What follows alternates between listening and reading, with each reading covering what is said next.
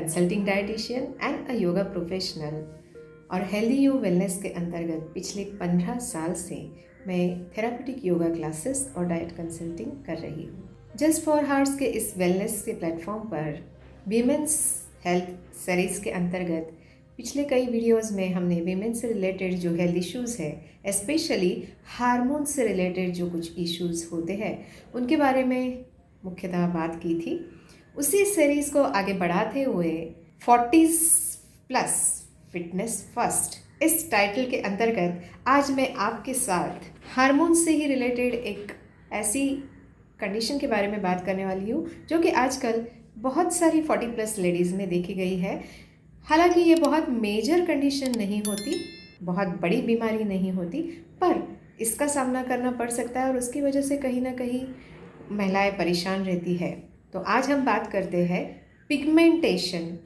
ये एक कंडीशन है स्किन का जिसकी वजह से मेलानिन का सिक्रेशन बहुत ज़्यादा होने की वजह से अपने चेहरे पर, जैसे फोरहेड पर या गालों पर, चिक पर या फिर नेक रीजन पर काले पैचेस या फिर ब्लैक स्पॉट्स नज़र आते हैं और दिन ब दिन ये बढ़ते हुए नज़र आते हैं और उसकी वजह से काफ़ी महिलाएं परेशान हो जाती है। सबसे पहले तो वो ब्यूटी ट्रीटमेंट लेना चाहती है, वो कॉस्मेटोलॉजिस्ट से पूछना चाहती है या उनसे कंसल्ट करना चाहती है। मेडिकल कंसल्टेशन नेसेसरी तो है ही इसके लिए, बट उसके साथ साथ क्या हम उसकी सही प्रिवेंशन या केयर अपने लेवल पर कर सकते हैं क्या? यही सवाल अगर आपके मन में है तो हाँ, आज उसी से लेकर पिगमेंटेशन से लेकर ही कुछ मुख्य मुद्दों पर चर्चा करने के लिए मैं आपके सामने मौजूद हूँ। पिगमेंटेशन होने की वजह क्या है? जैसे कि मैंने कहा कि वीमेन से रिलेटेड हेल्थ सीरीज़ में जब हम बात कर रहे हैं हार्मोन्स, वीमेंस हार्मोन्स हेल्थ के बारे में बात कर रहे हैं, तो कई बार ऐसा होता है कि हार्मोनल इम्बैलेंस की वजह से या फिर हार्मोनल इम्बैलेंस है उसकी वजह से जो ट्रीटमेंट लेना पड़ता है उसकी वजह से भी पिगमेंटेशन का सामना करना पड़ सकता है। दूसरी वजह है कि ओवर एक्सपोजर टू सनलाइट। अगर आपको बहुत ज़्यादा दिन भर बहुत कड़ी धूप में, अगर बाहर धूप के सामने मतलब अपनी स्किन धूप में एक्सपोज होती है तो उसकी वजह से भी मेलानिन सिक्रीशन बढ़ता है और उसकी वजह से भी इस तरह के ब्लैक स्पॉट्स चेहरे पर नज़र आने लगते हैं। और तीसरी और बहुत इम्पॉर्टेंट वजह जो है वो है high intake of processed foods. अगर हमारे रोज़ के खाने में नोइंगली अननोइंगली प्रोसेस्ड फूड्स, और जिस प्रोसेस में फूड प्रोसेस में सोडियम बेंजोएट या सोडियम इस सॉल्ट का किसी भी तरह का उपयोग as a preservative, as a raising agent, as a fermenting agent, इस तरह से अगर उपयोग किया गया है, जैसे कि बेकरी प्रोडक्ट्स है, टीन्ड फूड्स है, पैकेट्स फूड्स है, जैसे मैंने कहा नोइंगली और अननोइंगली कई बार ऐसा होता है कि ऐसी कई सारी चीज़ें हमारी रोज़मर्रा की ज़िंदगी में खाई जाती है, जैसे बिस्किट्स है, बेकरी प्रोडक्ट्स है, ब्रेड है या फिर काफ़ी सारे प्रोसेस्ड फूड्स है जो कि हम दिन भर में कहीं ना कहीं किसी न किसी तरह के खाने में उनका सेवन करते हैं। तो उसकी वजह से इस सोडियम का अगर इनटेक हमारी ज़रूरत से ज़्यादा हो गया तो उसकी वजह से शरीर में वाटर रिटेंशन होने की चांसेस बढ़ते हैं। और वाटर रिटेंशन मतलब ही पानी का अतिरिक्त मात्रा में हमारे शरीर में बढ़ जाना और फिर उसके साथ बह जाने वाले जो सारे मिनरल्स हैं जो निकल जाने चाहिए हमारे शरीर से, एलिमिनेट होने चाहिए, वो अगर सही तरीके से नहीं हुआ तो फिर पिगमेंटेशन नज़र आता है। तो पिगमेंटेशन के लिए अगर सेल्फ केयर के बारे में सोचा जाए तो क्या करना चाहिए? सबसे ज़रूरी है, सबसे पहली बात कि अगर हमारा बहुत ज़्यादा सनलाइट में एक्सपोजर है स्किन का, तो स्किन केयर के जो प्रोडक्ट्स होते हैं जिसमें सनस्क्रीन का एप्लीकेशन होता है वो उसका इस्तेमाल, रेगुलर इस्तेमाल तो होना ही चाहिए। This is a very clinical thing which is to be actually taken care of. But उसी के साथ साथ वो जो सोडियम इंटेक है उसको कितना हम कम कर सकते हैं इस पर हमने सबसे ज़्यादा गौर करना चाहिए। तो सबसे पहले prohibiting all the sodium included foods which are available outside, which are majorly the processed foods like the pickles also, like the seasoned food also, जैसे कि मैरिनेशन जिसमें होता है या फिर जिसमें फर्मेंटेशन करते हैं या जिसमें हम रेजिंग करते हैं, जैसे कि पिज़्ज़ा बेस हुआ या बर्गर बेस हुआ, इन सारी चीज़ों में जहाँ सोडियम पड़ता है, सोडा पड़ता है, उन चीज़ों का कम से कम हमारे खाने में प्रयोग हो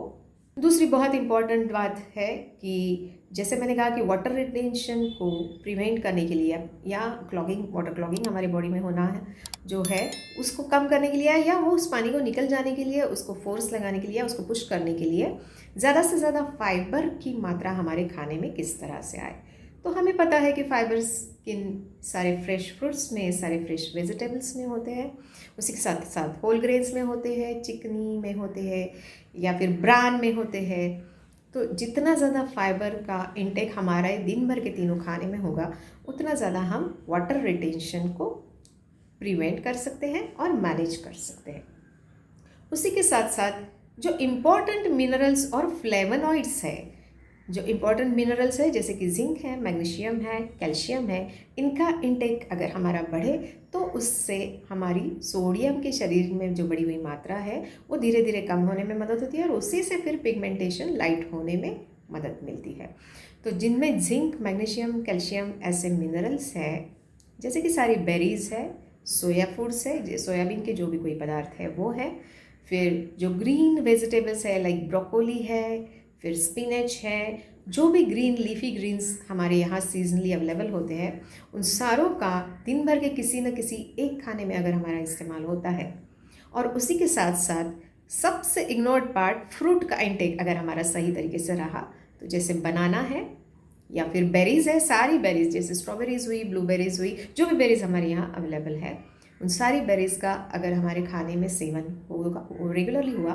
तो डेफिनेटली ये हमें इस तरह के जो मिनरल्स हैं उनका सप्लीमेंटेशन इसी से हमारा परिपूर्ण हो जाता है। और उसी के साथ साथ तीसरा बहुत इंपॉर्टेंट फैक्टर है कि एंटीऑक्सीडेंट्स का इंक्लूजन अगर हमारे रोज़ के खाने में, पीने में, जो भी लिक्विड पेय हम लेते हैं उनमें से अगर हुआ तो जो फ्री रेडिकल्स होते हैं शरीर में, सेल जब रीजनरेट होती है तो उनमें से जो रेडिकल्स डेवलप होते हैं और उसी से वही है पिगमेंटेशन के फॉर्म में हमारे शरीर में कहीं ना कहीं एक्यूमुलेट होते हैं। तो फ्री रेडिकल्स को कम करने के लिए या प्रिवेंट करने के लिए भी एंटीऑक्सीडेंट्स जैसे कि ग्रीन टी है या फिर फ्रेश फ्रूट, जूसी फ्रूट्स है जैसे कि पाइनएप्पल है, वाटरमेलन है, मस्क मेलन है, ऑल द बेरीज़ है या फिर काली मनुखा या कुछ अखरोट या बादाम, इन जैसे कुछ नट्स है जिनकी वजह से हमारे शरीर की एंटीऑक्सीडेंट की जो रिक्वायरमेंट है वो पूर्ण हो जाती है। और एक बहुत इंपॉर्टेंट और अहम समस्या है that is varicose veins. Varicose veins is a medical condition where the blood circulation towards the peripheral ends, मतलब अपने पाँव की तरफ का जो रक्त प्रवाह है उसका सर्कुलेशन सही ना होने से या वहाँ पर ब्लॉकेजेस आने की वजह से छोटी छोटी गठानों जैसा या फिर हमारी जो वेंस है वो बहुत प्रोमिनेंटली ब्लूइश ऐसा कुछ नेटवर्क जैसा हमें दिखता है, उसे कहते हैं वेरिकोज वेंस। वेरिकोज वेंस एक तो सबसे पहले तो पेनफुल होती है, उसकी वजह से पाँव में दर्द बहुत होता है और अगर बहुत सालों तक, लंबे समय तक अगर वेरिकोज बनी रही तो धीरे धीरे कुछ ना कुछ न्यूरोलॉजिकल या वेस्कुलर इशू का हमें सीरियसली सामना करना पड़ सकता है। इसलिए ज़रूरत है कि उसको जल्दी से जल्दी ध्यान दें और उसका सही इलाज करें। वेरिकोज वेंस होने की वजह सबसे पहले क्या है ये जानना ज़रूरी है। जैसे कि मैंने कहा कि हम हार्मोनल इश्यूज़ के बारे में बात कर रहे हैं, तो जो लोग HRT यानी हार्मोनल रिप्लेसमेंट थेरेपी कहीं ना कहीं उनको लेनी पड़ती है उनके हार्मोन्स के असंतुलन की वजह से या फिर फैमिली प्लानिंग के लिए जो टेबलेट्स ली जाती है उसकी वजह से। और सबसे मेजर कॉज वेरिकोज वेंस का आजकल में जो देखा जाता है, जो हम हमेशा हमारे क्लिनिक में महिलाओं में देखते हैं, that is the abdominal obesity. अगर बहुत ज़्यादा ओबेसिटी है, बहुत ज़्यादा लो एक्टिविटी है तो उसकी वजह से पाँव की तरफ का ब्लड सर्कुलेशन अपने आप ही पुअर हो जाता है, वो सही तरीके से नहीं हो पाता और उसी वजह से वेरिकोज वेंस जैसी कंडीशंस का सामना करना पड़ सकता है। जब हम बात करते हैं कि वेरिकोज वेंस को ठीक करना है तो जैसे मैंने कहा कि अगर ये कंडीशन प्राइमरी है तो डेफिनेटली आप अपने डाइटरी मॉडिफिकेशंस के साथ ही आपकी वेंस किस तरह क्लियर हो, जो ब्लॉकेजेस है वो पूरी तरह से क्लियर हो जाए और वहाँ का ब्लड सर्कुलेशन किस तरह से इम्प्रूव हो, इस पर सेल्फ केयर या प्रिवेंटिव केयर के हिसाब से कुछ ना कुछ ज़रूर कर सकते हैं, जिसके बारे में मैं आपके साथ बात करने वाली हूँ। तो जैसे कि मैंने कहा कि अगर आपकी एक्टिविटी बहुत लो हो रही है, लॉन्ग स्टैंडिंग आवर्स है और बाकी एक्सरसाइज करने के लिए आपके पास वक्त ही नहीं है, तो उसकी वजह से वेरिकोज वेन्स की कंडीशन अगर आपकी दिन ब दिन बढ़ती जा रही है तो ज़रूर और ज़रूर आपको ध्यान देना चाहिए। योगा जैसे जो जेंटल एक्सरसाइज रिजिम होते हैं जिसमें ब्लड सर्कुलेशन इम्प्रूव होने के ऊपर ही ज़्यादा से ज़्यादा काम होता है, और उसकी वजह से पाँव की तरफ जाने वाला जो रक्त प्रवाह है उसको अगर हम सही तरीके से इम्प्रूव कर पाए तो धीरे धीरे वेरिकोज वेन्स की कंडीशन हम धीरे धीरे कंट्रोल में ला सकते हैं, नियंत्रण में ला सकते हैं, अगर वो प्राइमरी लेवल पर हो। तो active lifestyle, regularly exercising either walk or yoga, but most prominently yoga helps in varicose veins very nicely, which is my own experience. For last 15 years I have been conducting yoga classes and I have seen so many ladies facing with this condition. They get improved with the regular and consistent practice of different yogic asana and pranayam, which is helpful in improving the blood circulation. उसी के साथ साथ अगर हम dietary modification के बारे में बात करें तो जैसे कि मैंने कहा कि हमारी वेंस में गुजरता हुआ जो रक्त प्रवाह है उसमें अगर कहीं ब्लॉकेजेस है, कहीं कुछ अटकाव आ रहे हैं, तो वो सारे क्लींस होने के हिसाब से हमें ध्यान देना चाहिए कि हमारे डाइट में अगर बहुत ज़्यादा स्पाइसी, बहुत ज़्यादा फैटी, बहुत ज़्यादा सोडियम और प्रोसेस्ड फूड अगर है तो उनको कम करते हुए हमें ध्यान ये देना चाहिए कि हम ज़्यादा से ज़्यादा फ्लेवोनॉइड रिच फूड्स अगर ले सकें।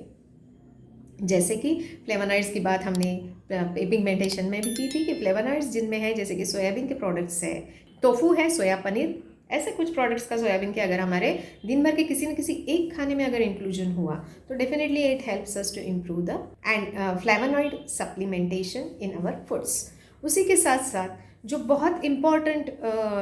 वैस्कुलर क्लींजिंग के लिए माने जाते हैं ऐसे जो कुछ फूड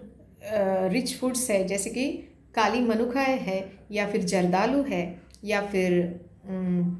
जिनसे हमारे शरीर का रक्त प्रवाह क्लीन होने में मदद हो, आंवला है या बेरीज लाइक गूसबेरीज, आंवला, देन द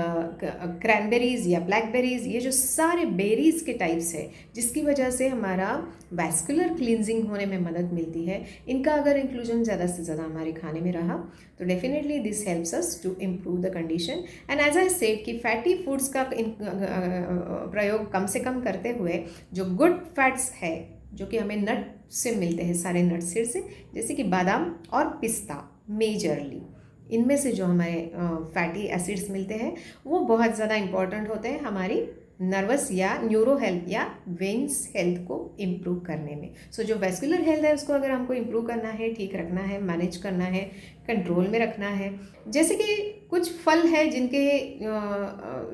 रस होते हैं जैसे कि अनार का रस हुआ, पाइनएप्पल का रस हुआ, fresh fruit juices also keep a really good significance in improving the circulatory system। तो ब्लड सर्कुलेशन की तरफ अगर हमारा ध्यान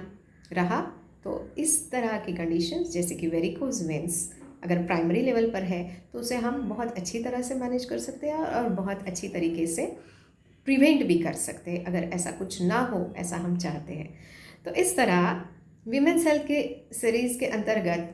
40s में आते आते क्या कंडीशंस का सामना करना पड़ता है उसके बारे में आज हमने बात की है। इसके बारे में कुछ क्वेरीज़ है, डाउट्स है, आप कुछ पूछना चाहते हैं या फिर आप कुछ कहना भी चाहते हो तो do write us in the comment box and will come back to you. And इसके रिलेटेड अगर किसी तरह का कंसल्टेशन या काउंसलिंग आपको चाहिए तो ज़रूर हमें फ़ोन कीजिए, लिखिए। And I am there, Deepali Loda, for you to give a very wonderful supplementary dietary modification plan which can help you to prevent and improve such conditions if they are at a primary level, right? So looking forward for such informative health video series ahead with women's related health issues। आगे ऐसे ही मिलते रहे, हमें हमारे videos को follow कीजिए।